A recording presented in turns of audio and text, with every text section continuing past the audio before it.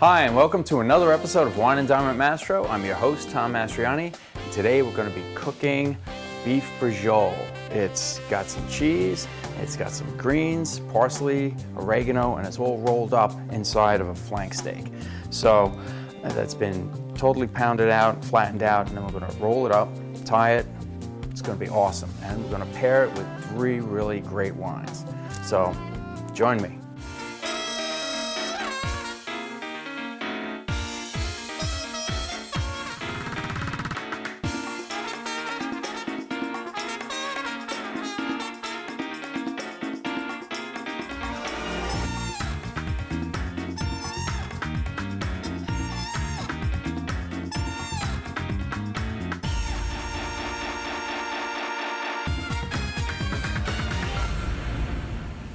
We're going to start off with the first wine. Let's go over to the rack, and we have the Federalist.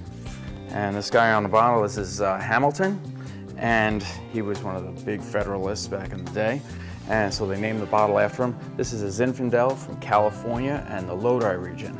Now they'll consider that an Appalachian, which is where wines are usually grown in certain areas.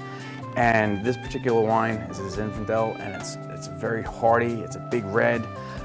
It's going to go great with any kind of sauce or meat or beef. It should be very good. And this is a 2016. Where this is, it's close to the coast, the Lodi region, and you're going to get some different climates in there. But most of the time, it's a shorter, not a really long growing season. That's an interesting red. Look at the color of it. It's pretty deep. You can't really see through it. I mean, if you hold it up against a piece of white paper or something like that, do the white tissue test, I guess. Hold it up against that, you can barely see through this. This is a deep, rich garnet red. Wow, that's rich. And Zinfandel, it's always going to have some sort of big cherry smell. And it does. This has really nice cherry, blackberry, a little bit of vanilla, definitely a little leathery. So, but that's good. It's good. You ever get into a new car, you get in that new car, you have that new car smell, you have that leather, or a new pair of gloves, or a new belt, that leather smell. You always have to stick your nose in there. It's like, it smells good. I'm pulling out that kind of a leather. So. That's beautiful. Really well-rounded. It's just coming down mid-palate, light tannins. They're not pulling on the sides too much. And look at the legs here, long. The hang time in the glass is very long, so it's not really dripping down very far. So it's got a good viscosity. So it hangs out there for a long time. That's good. Nice rich wine, but it's not heavy, it's not jammy. Very, very nice. All right.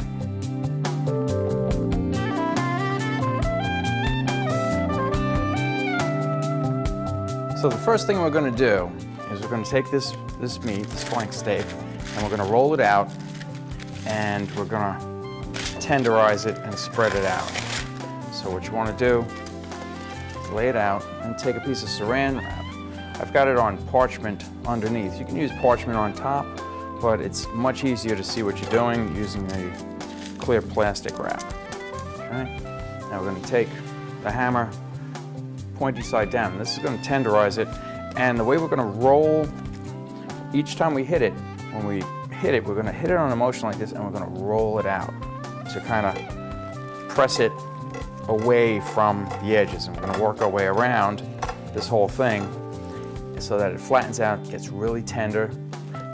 Sometimes what you want to do with this meat is you want to marinate it to make it a little more tender, and this will tenderize it just the same. So let's do that. All right, so now you've got all these holes in here. You could flip it over, but I think we're good right now. So let's take this off of here. And what we're going to do also is we're going to put salt and pepper on here. A good amount of salt on here. Fresh ground pepper.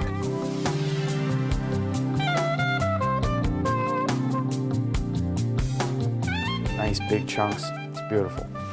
All right, now we're gonna make the preparation of the garlic, breadcrumbs, and cheeses, and we're gonna put that all inside of it. All right, so now we're gonna put this aside,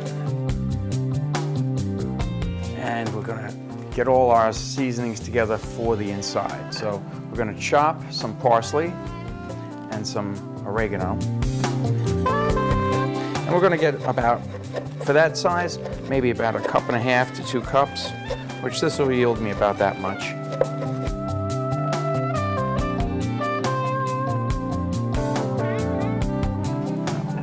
Basil. That smells really good too. So, just for a goof, let's try this. It's always good to experiment. Very peppery, the basil. It's a real strong flavor, but we're gonna try it with this wine. This should stand up to it pretty well. Took out the basil completely, and it brought out the spiciness of the wine. That was kind of cool. Always experiment with the wine. Finding out that a Pinot Noir goes with a hot dog was an experiment. Who would think that it would have gone well? But when you try it, or when I tried it for the first time, I was like, wow, that's pretty good. So let's just line this up. It's much easier to cut it when you have your leaves arranged.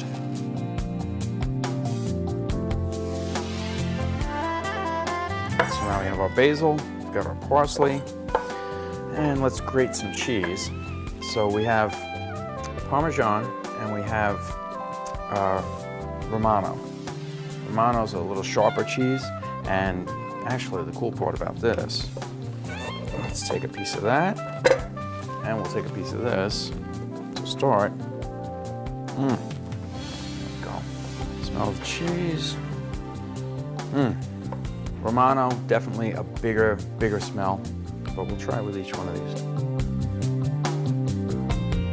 Parmesan, light. A good parm will have crystal in it. If you look real close at this, notice how it's kind of sparkly, okay? And that's how the, you're getting a lot of flavors in there. I prefer the more texture it has to it, the better the parm, or the better the cheese in general. This guy here, same way. If you look at it, those shiny parts are actually calcium crystals in there, and those will, form when the cheese is actually forming. So, all right, let's try it with the wine also. Very nice. Kind of blends really well. A good harmonious contrast and combination. Let's try the Romano, which is a lot sharper. Oh, really good. And you can feel those crystals as you're eating the cheese.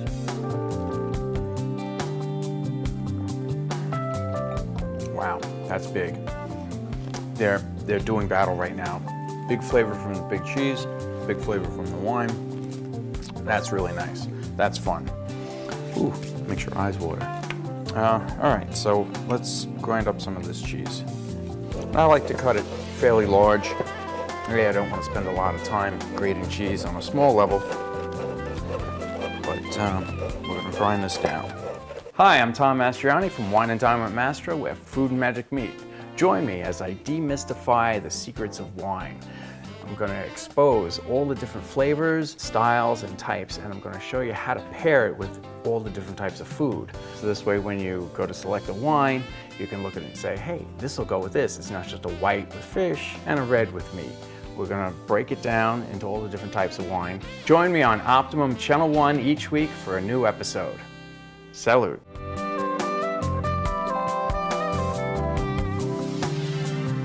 All right, so now we have everything all cut up, ready to go. Now we're going to mix it all together. So we're going to take our cheeses, we're going to put them in a bowl. We're going to take the greens, we've got our basil, and we have our parsley. So key ingredients here. You want that green in there. It's nice and fresh. And of course we have some dried Italian seasoning, a little bit of that. We have some olive oil, about 3 tablespoons of olive oil, and we're going to put breadcrumbs in there also. Let's not forget some hot pepper. Okay. And the provolone. Beautiful. And we're going to add an egg just to bind it. You always keep one hand dry so you can move around the kitchen, grab utensils that do things that you need to do. Wow, this smells really good all by itself. Because the wine actually, if you tenderize a piece of meat with wine, it completely cuts through it. It dissolves the fat actually, so you got to be careful. Let me just get washed up and we'll start that roll.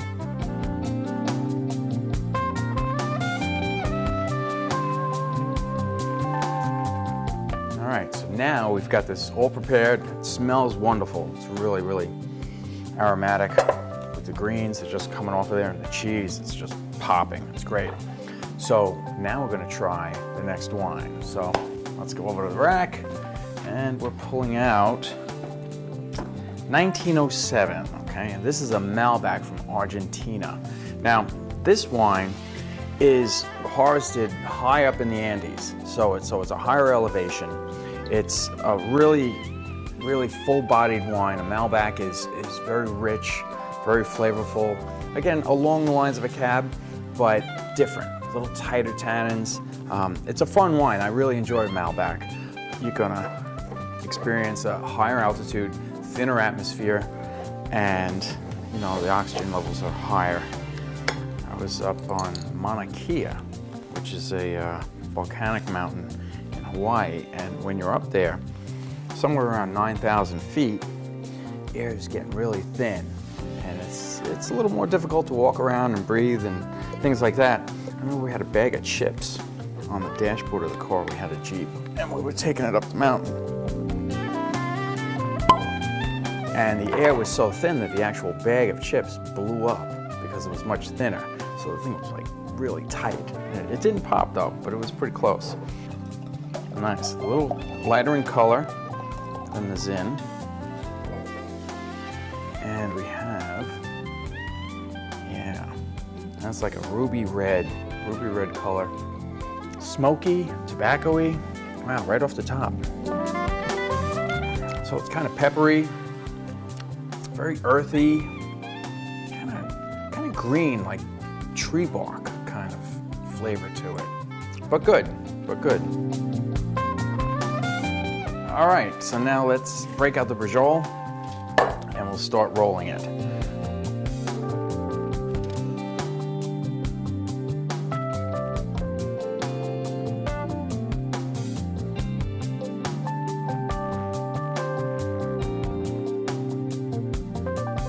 Now when we roll this, we're going to get some stuff squeezing out on the sides. And the way we're going to tie this, because you have to tie it up, you can either use toothpicks or you can actually tie it with string. And in this case, we're going to use butcher's twine and we're going to tie it up with that.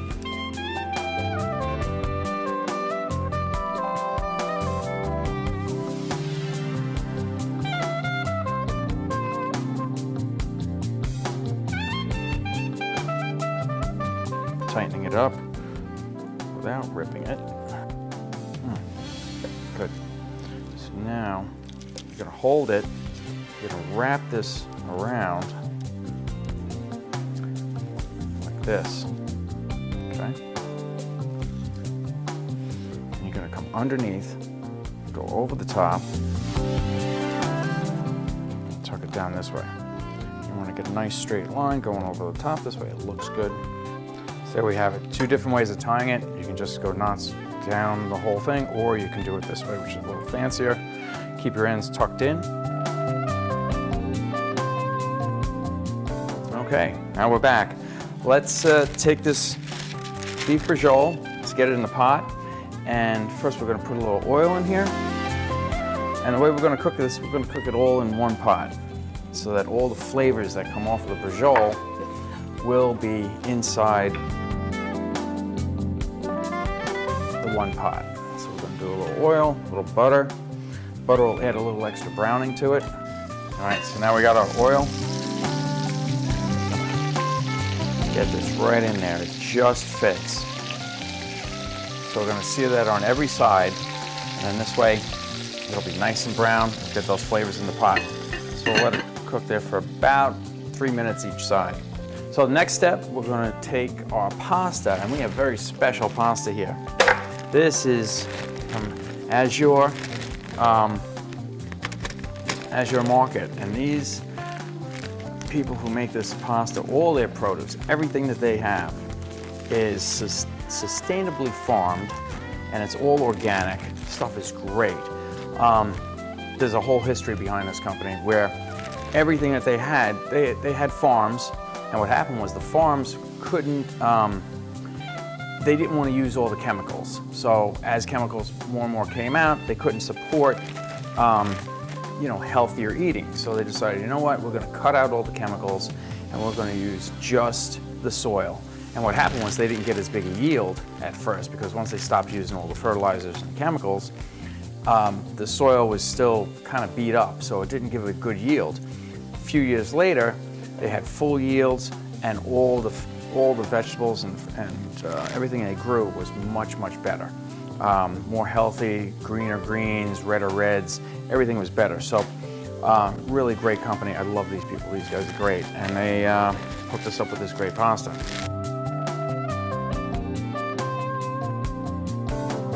All right, let's take a look at this now. Okay, so right now it should be brown on the bottom. Be very careful. Oh yeah. Oh, beautiful, look at that. That's the way you want your meat to be. Brown, not gray. All right, now our water's boiling, our beef is cooking. Let's put a little salt in the water. And we're gonna put about a half a pound of pasta in here.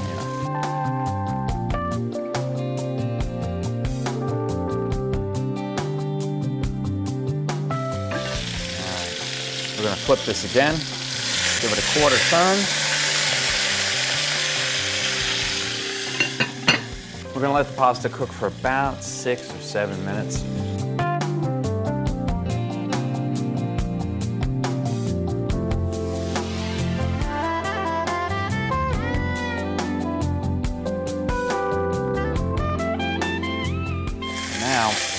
We want to get the ends, we want to sear these ends, so I'm going to hold this up like this for a little bit.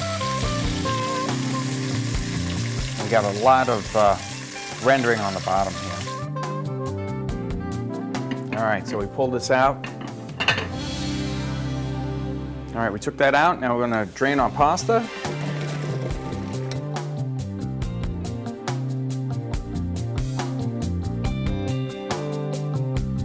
Clean this up, and then we'll start making our sauce in here.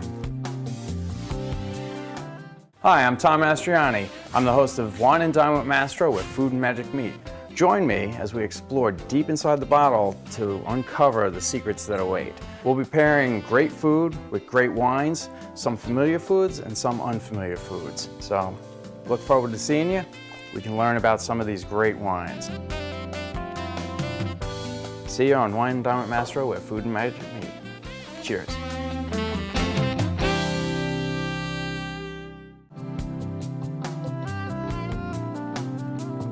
All right, so now we're back, and we're gonna start making the sauce. So we're letting this rest for a few minutes, and then, not that it really needs to rest, but it's gonna rest there for a little while we make our sauce. So we got our onions chopped up here already.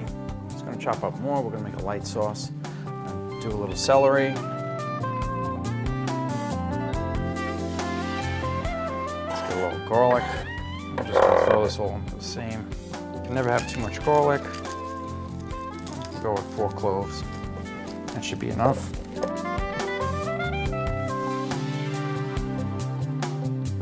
All right, now that we got this heated up, let's put in the oil.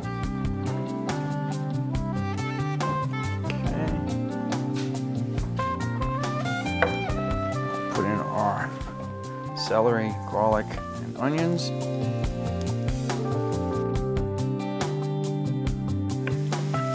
We also need a little salt and pepper. Just enough. And we're gonna get the big pepper. There we go.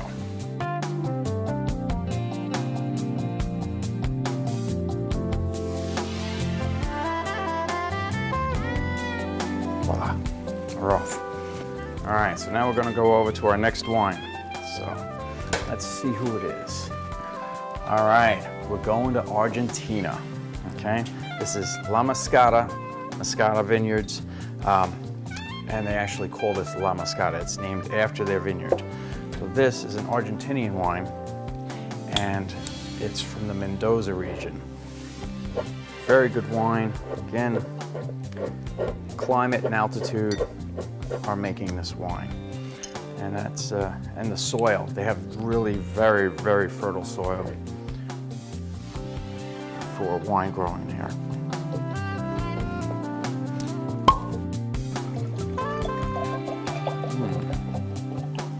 Similar color to the Federalist.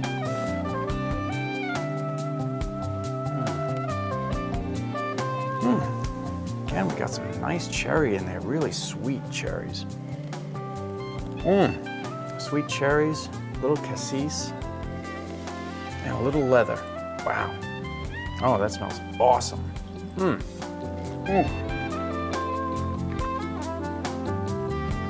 Full-bodied, really rich. Alcohol level, I'd say, is around 14. It's off by 0.5%. So if you notice, you see that the reduction we have, it's almost, it's very thick. And now we're going to add in the sauce. That's going to give incredible flavor. It's going to give great flavor into the sauce.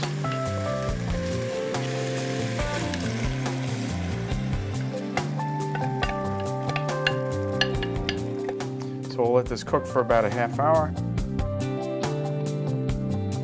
Okay, so now we're going to take our Braciole and we're going to put it in the sauce.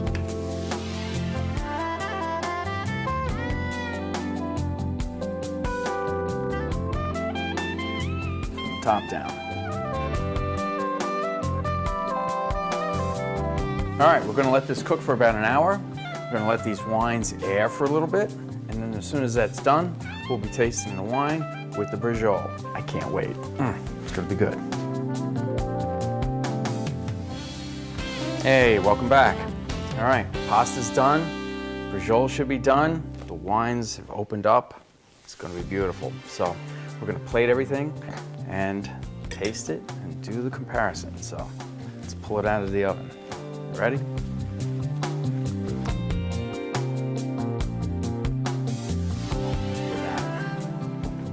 That is hot and beautiful. Pull this out. Look at that. Beautiful. Cheese is just coming out there. That is beautiful. Now we're going to slice this up, find the string, and cut it off. There's 1, 2, there's 3. That's good. All right, let's see. Cut into this. Look at that. Oh, beautiful. See all the greens in there? That's just wonderful. Let's go to the end.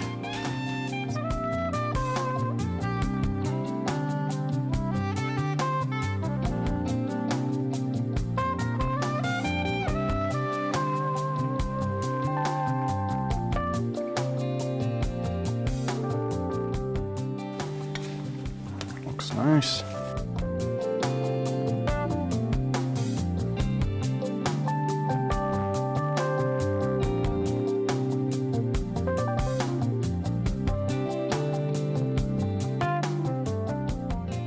There we go.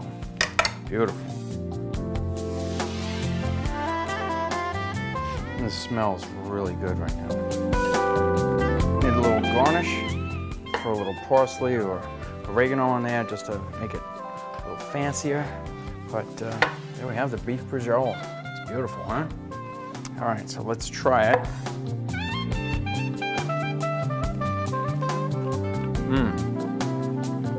melts in your mouth. The steak is just really tender because it's cooking in the sauce, and you can cook this even longer. I would cook this, you can cook it 2, 3 hours, maybe even 4. I think back in the day, my mom let it cook all day. Started in the morning, we didn't need it till 3, so I was ready to go.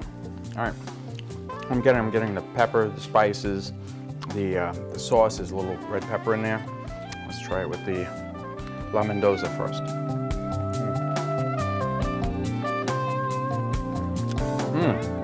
Nice pairing. Ooh, that's a beautiful pairing. They both blended together perfectly, and now they're finishing off at the same rate. They're both going down very nice, very smooth. That's great.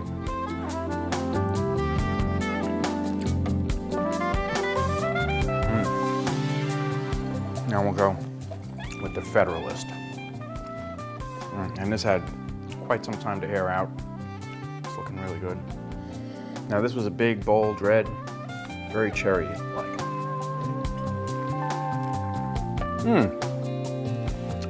Sweetness is there. The acidity comes out, a little bit of a bite, but smooth. And again, a nice, clean finish.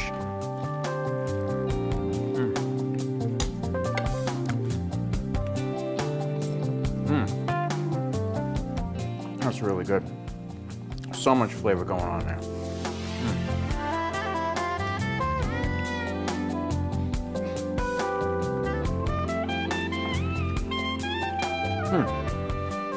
The Malbec, it's not complementing as well as the Federalist, the Zinfandel, or the Cab.